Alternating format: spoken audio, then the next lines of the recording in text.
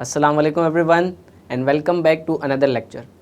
Sir आज हम start करने जा रहे हैं ग्रोथ स्ट्रेटजी का एरिया, यानी कि जब एक कंपनी ग्रो करती है तो वो किस तरह से किन किन ऑप्शंस के थ्रू ग्रो कर सकती है, क्या स्ट्रेटजीज़ वो अप्लाई करती है ग्रोथ के लिए। तो हमारे पास जो बहुत ज़्यादा कॉमन वे ऑफ ग्रोथ है वो दो तरह के होते हैं।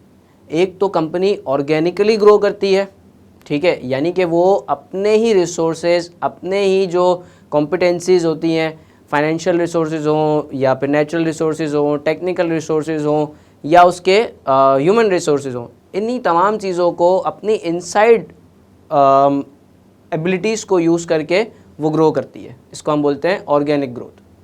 और उसके दूसरी तरफ हमारे पास एक दूसरा तरीका होता है, that is what we call the growth through acquisition और मर्जर। इसमें कंपनी ग्रो करती है, यानी कि अपने आप को और बड़ा बनाती है, अपने ऑपरेशंस को, अपनी प्रोडक्ट लाइन को फैलाती है। किस तरह से? दूसरी कंपनीज़ को एक्वायर करके। अब ये दूसरी कंपनीज़ हो सकता है कि सेम प्रोडक्ट भी सेल करती हो और हो सकता है कि डिफरेंट टाइप ऑफ प्रोडक्ट भी सेल करती हो, जिसके थ्रू होगा क्या कि अगर उस कंपनी को हम एक्वायर कर लेंगे तो हमें उस रिलेटिव मार्केट का भी एक्सेस मिल जाएगा और उस मार्केट के प्रोडक्ट के ऊपर भी हमारी ग्रिप आ जाएगी या उसके ऊपर भी हमारा कंट्रोल आ जाएगा। तो ये दो तरीके होते हैं। अच्छा, अब एग्ज़ाम में जब हम इन दोनों तरीक़ों को देख रहे होंगे तो जब हमारे पास कोई सिचुएशन दी जाएगी तो उसके ऊपर जब हम एनालिसिस कर रहे होंगे तो एनालिसिस करने के लिए हमारे पास कुछ मेन एंगल्स होते हैं, थोड़ी उसके ऊपर डिस्कशन करते हैं ताकि हम एग्ज़ाम में सिनेरियो में से वो सारी बातों को एक्सट्रैक्ट कर सकें और उसके हिसाब से केस को हम इवेल्युएट करें। और फिर अगर हमसे पूछा जाए कि कौन सी स्ट्रेटजी उस सिचुएशन में अच्छी है तो हम बता देंगे कि based on the given information जो कि सिनेरियो में है, जो हमें एक्सट्रैक्ट करनी होगी, उसकी बेसिस के ऊपर कौन सा ऑप्शन अच्छा है। तो हमारे पास जो जिस तरह हमने बात की, तो अगर मैं बात करता हूँ तो ऑर्गेनिकली ग्रो करने के लिए तो आप अपने ही रिसोर्सेज को यूज़ करते हैं। तो सबसे पहले आप देख रहे होंगे क्या आपके पास उतने resources, management skill, HR resources, वो फार्मूलाज या वो स्ट्रेटजीज़ है या नहीं है। लेकिन अगर मैं एक्विजिशन की बात करूं तो एक्विजिशन के लिए सबसे पहले आपके पास बहुत ज़्यादा अमाउंट में, एक बड़ी अमाउंट में फाइनेंस मौजूद होना चाहिए और फाइनेंस के साथ साथ एक सूटेबल टारगेट भी मौजूद होना चाहिए कि जो आपके प्लान के साथ मैच करे। अगर तो आप प्रोडक्ट में ही एक आपका ही प्रोडक्ट है और आप ऐसी कंपनी को एक्वायर कर रहे हैं, आपकी स्ट्रेटजी है कि आप उस तरह के प्रोडक्ट के ऊपर भी कंट्रोल ले लें, तो फिर आपको एक ऐसी कंपनी चाहिए होगी जो आप ही की मार्केट में आप ही के जैसा प्रोडक्ट सेल कर रही हो। लेकिन अगर आप दूसरी मार्केट में जाना चाहते हैं जहां पर ऑल टुगेदर एक नया प्रोडक्ट, एक बिल्कुल डिफरेंट प्रोडक्ट, आपके प्रोडक्ट से बिल्कुल अलग, वो सेल किया जाता है, आपको उसके ऊपर कंट्रोल चाहिए, तो फिर आपको एक ऐसी कंपनी ढूंढनी पड़ेगी जो किसी दूसरी मार्केट में ऑपरेट करती हो। अच्छा, इसके अलावा अगर हम बात करें तो जो पेस होता है, जो स्पीड होती है, वो इन दोनों में किस तरह से होती है। देखिए, ऑर्गेनिकली ग्रो करने में आपको ऑब्वियसली एक जिस तरह प्लांट भी ग्रो करता है तो वो आहिस्ते आहिस्ते ग्रो कर रहा होता है, वो टाइम लेता है। इसी तरह कंपनी भी जब ऑर्गेनिकली ग्रो करती है तो उसको टाइम लगता है, उसके ऊपर समटाइम्स ईयर्स लग जाते हैं, 10 to 15 ईयर्स, जिसमें वो आहिस्ते आहिस्ते अपनी स्ट्रैटेजीज़ के थ्रू अपनी मिस्टेक्स को सही करती जाती है, अपने प्रोसेसेस को एफिशिएंट बनाती जाती है, इन तमाम अपने रिसोर्सेज को एफिशिएंटली और इफ़ेक्टिवली यूज़ करके ग्रो करती है। लेकिन एक्विजिशन या मर्जर की जब मैं बात करूं तो उसके अंदर आपके पास रैपिडली ग्रोथ आती है। रैपिडली ग्रोथ थ्रू आप डायरेक्टली जैसे ही उस कंपनी को एक्वायर करते हैं, उसका कंट्रोल ऑब्टेन करते हैं, तो आपके पास वो तमाम चीज़ें आ जाती है जो आपको चाहिए होती हैं। तो वो जो 10-15 साल का सफ़र होता है वो आप डायरेक्टली किसी कंपनी के कंट्रोल को ख़रीद कर ले लेते हैं। इसके बाद जो सक्सेस होती है, सक्सेस के जो मेन एलिमेंट होते हैं ऑर्गेनिक ग्रोथ के अंदर, आपकी सक्सेस बहुत ज़्यादा डिपेंड करती है आपकी मैनेजमेंट के ऊपर कि वो इस पूरे पीरियड के अंदर किस तरह से स्ट्रेटजीज़ बनाती है, किस तरह से अपनी स्ट्रेटजीज़ को इम्प्लीमेंट करती है और उन स्ट्रेटजीज़ को मॉनिटर करती है और जो रिजल्ट्स आते हैं उनके हिसाब से अपनी स्ट्रेटजीज़ को चेंज करती है, थोड़ा सा ट्विस्ट करती है, ट्विकिंग करती है और उसको एडजस्ट कर रही होती है। तो मैनेजमेंट की जो एबिलिटीज़ हैं वो बहुत ज़्यादा ज़रूरी होंगी ऑर्गेनिक ग्रोथ के अंदर। जबकि अगर मैं एक्विजिशन या मर्जर की बात करूं तो एक्विजिशन और मर्जर के अंदर आपकी जो कॉर्पोरेट बिजनेस और ऑपरेशनल एफिशिएंसीज़ हैं, जो सिनर्जीज़ को आप यूटिलाइज़ करेंगे, उन सिनर्जीज़ को रियलाइज़ करेंगे, ये वाली जो स्किल्स हैं ये बहुत ज़्यादा ज़रूरी है। और साथ ही साथ एक मेन चीज़ कि आपकी अच्छी टारगेट को किस तरह आप लोकेट करते हैं, अपने टारगेट को कितना अच्छा और कितना सूटेबल टारगेट आप ढूंढते हैं, ये बहुत ज़रूरी होता है। तो ये 2 स्किल्स अगर आपके पास हैं तो ही आप एक्विजिशन स्ट्रेटजी में कामयाब हो सकते हैं। यानी कि मैं एक बार रिपीट करूं कि पहले तो आपको एक अच्छा सूटेबल टारगेट ढूंढना होगा, वो ढूंढने के बाद फिर जब आपने एक्विजिशन कर ली, मर्जर कर लिया, तो अब आपको 2 कंपनीज़ को अलाइन करना है, उनके प्रोसेसेस को, उनके कल्चर को, उनकी तमाम चीज़ों को सिंक्रोनाइज़ करना होगा ताकि आप उनकी सिनर्जीज से को रियलाइज़ कर सकें। सिनर्जीज का मतलब क्या है? 1+1 जो 2 होता है, जब आप सिनर्जीज को यूटिलाइज़ कर लेते हैं, उनको रियलाइज़ कर लेते हैं, तो ये 1+1 2 के बजाय 3, 4 या 5 बन जाता है।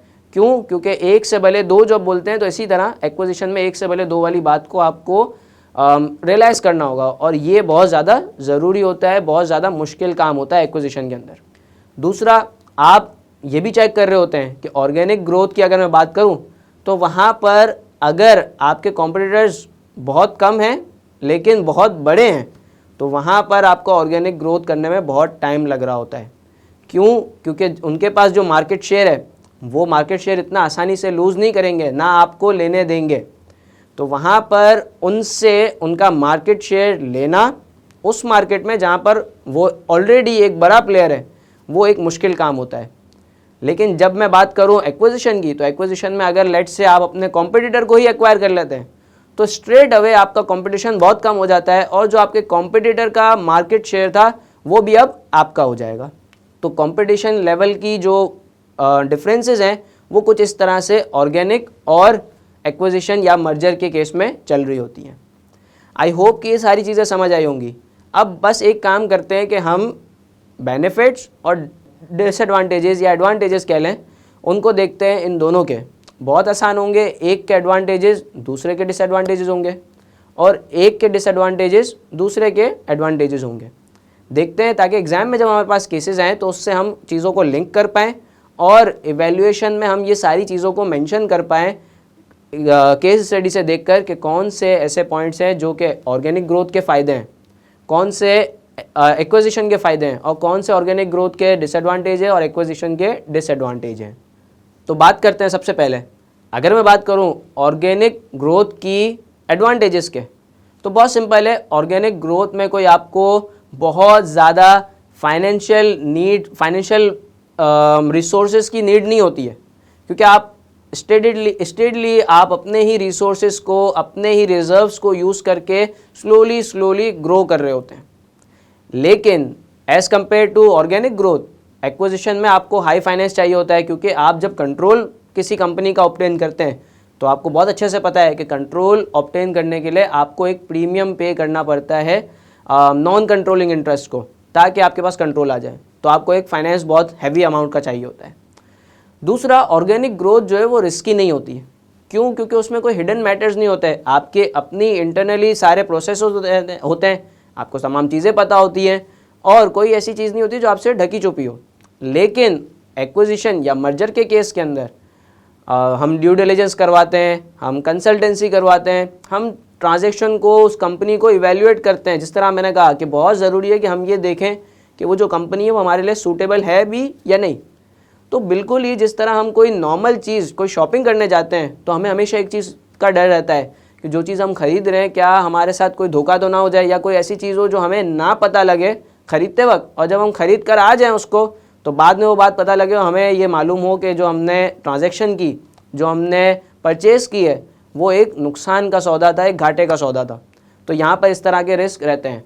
इसमें एक बहुत बड़ा रिस्क ये होता है कि आपने सोचा था कि आप इस कंपनी को एक्वायर करेंगे, इस कंपनी की वैल्यूएशन की थी एनपीवी निकाल कर, कोई भी तरीके से, और आपने सोचा था कि इस कंपनी की वैल्यू लेट से एक्स अमाउंट होनी चाहिए, लेकिन उस कंपनी की असल में वैल्यू उतनी होनी नहीं चाहिए। कुछ ऐसे मैटर्स थे, कोई लिटिगेशन, कोई क्लेम, या कोई इस तरह की नेगेटिव गुडविल थी जो आपको नहीं पता थी, जिसकी वजह से उसकी असल वैल्यू, रियल वैल्यू कम बननी चाहिए थी, और आपने उसकी हाई अमाउंट पे कर दी।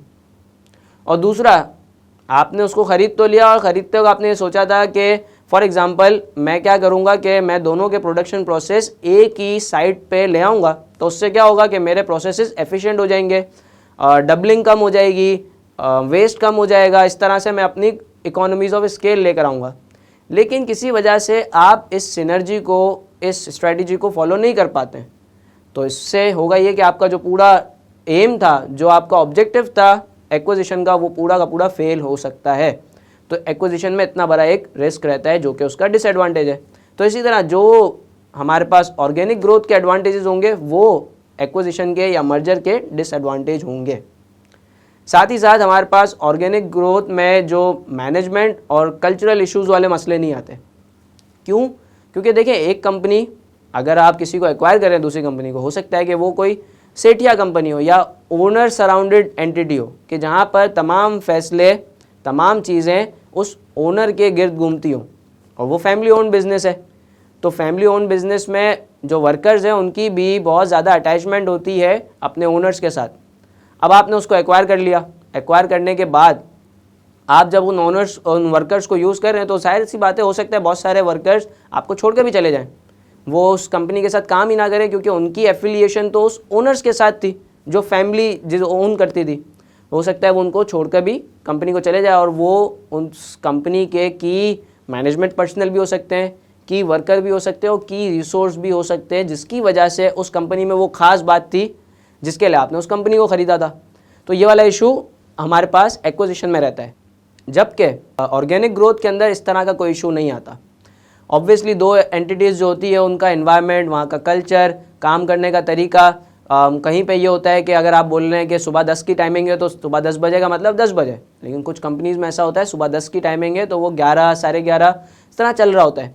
तो जब ये इस तरह के कल्चरल इश्यूज़ आते हैं, वहाँ पर जो हायरार्की के लेवल हैं, ये तमाम जब इश्यूज़ होते हैं, इनको जब आप अलाइन कर रहे होंगे, तो ये वाली एक चीज़ आपको एक्विजिशन के अंदर देखनी पड़ती है।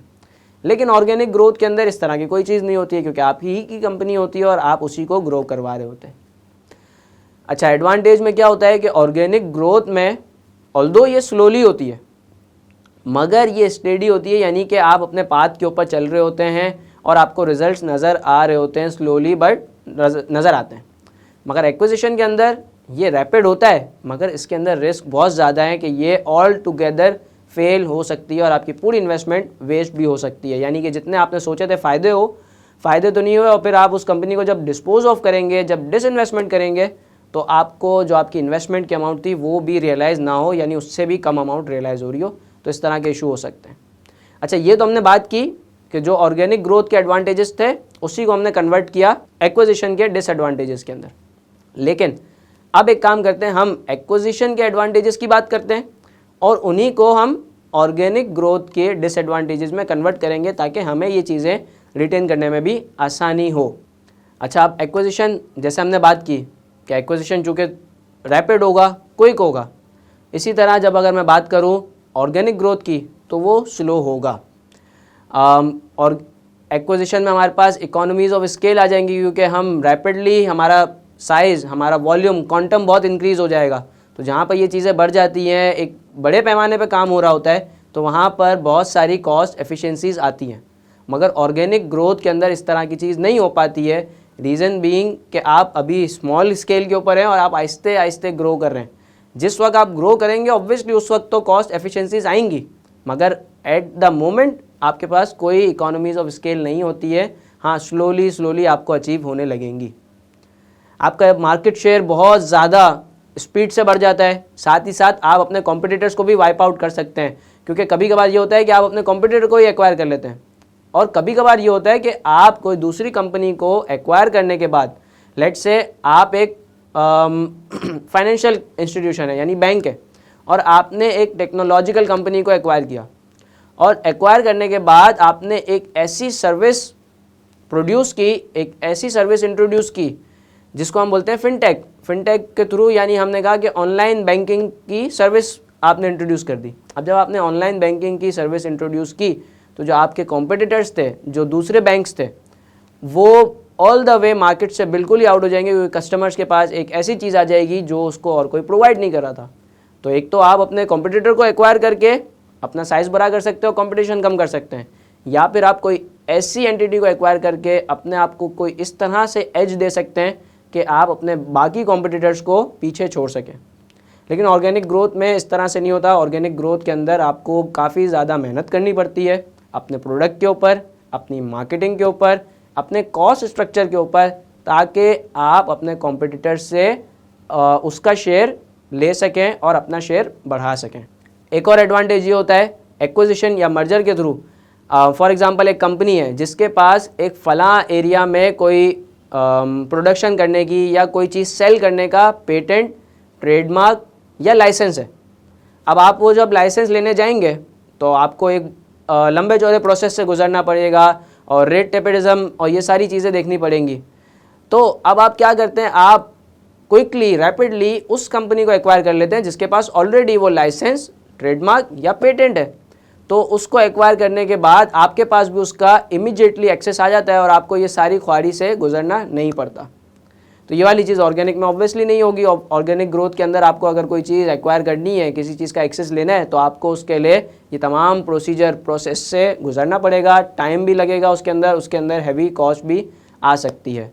साथ ही साथ लास्ट चीज़ जो एक्विजिशन की खास बात होती है कि आपके पास सिनर्जीज़ आती हैं। सिनर्जीज़ का मतलब कि दो कंपनीज़ के जब आप डिपार्टमेंट्स को मर्ज करते हैं तो कुछ उसके कॉम्प्लीमेंट्री चीज़ें होती हैं, कुछ आपकी कॉम्प्लीमेंट्री चीज़ें होती हैं। जब मिलती हैं तो आप सिनर्जीज़ क्रिएट कर रहे होते हैं। लेकिन ऑर्गेनिक ग्रोथ में आप इंटरनली चीज़ें देख रहे होते हैं तो वहाँ पर इस तरह की कोई चीज़ नहीं एग्जिस्ट करती। तो ये था हमारा ऑर्गेनिक ग्रोथ और एक्विजिशन से related full fledge discussion. I hope कि ये चीज़ें समझ आई होंगी। See you in the next lecture. Till then take care of your self. अल्लाह हाफिज़।